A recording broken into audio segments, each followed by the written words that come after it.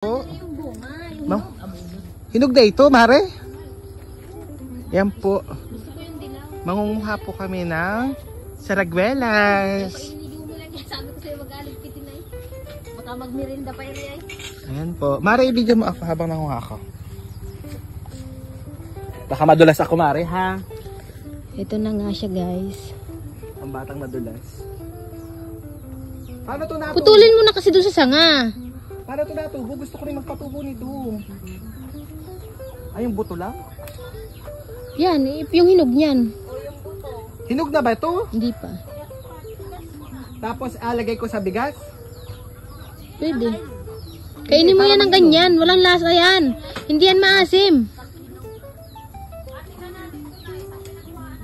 Nakakuha ako ng hinog. Isa. Ayun po. Oy. Akin yan. Sige, madulas ka. Sige, madulas ka. Mari, hinog. Nakakuha ako ng hinog. Okay. Oh, ano siya? Parang pili. Mare, buti hindi ka dasa pag tinatawag kang gano'n. Ano? Yeah!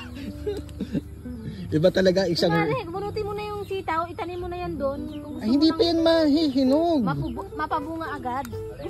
Gusto niya na sitaw na may bunga na Ang agad. gawin ko daw, bunutin ko daw yung sitaw at ilipat ko na lang sa bahay yung may lupa. Saan ka nakakita ng gano'n ng hingi ng ano? Nakakuha ako ng hinog. Ay, ito yung gusto kong makuha dito. Yung hinog talaga. Guys, andito tayo sa barangay. O, timo, oh. Oh. Ganito po ang itsura dito sa amin. Paharilyo na yon?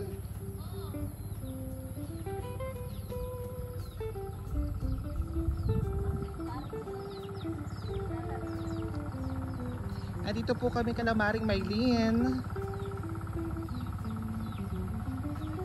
Tumubog ka na ay.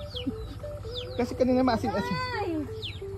Ito ka nangangagat. Tahoy, tama na yan. At mauubos natin yan. Hindi, okay lang yan. Ako may-ari nito. Wow, na mukha mo. Dakan ko tayo. Mari, ayun, nahinog Mari, oh. Mari, ayun, maliit lang. Ayun. Sorry, hindi siya hinog. Ayan, Kunin mo na kasi. ay, may hawak ako, Mari. Madudulas na naman ako. Alin, hindi to hinog. Oo, kinuha ko na to kanina. Oh, Ayun ka, Mari. guys, nakuha ko ng hinog.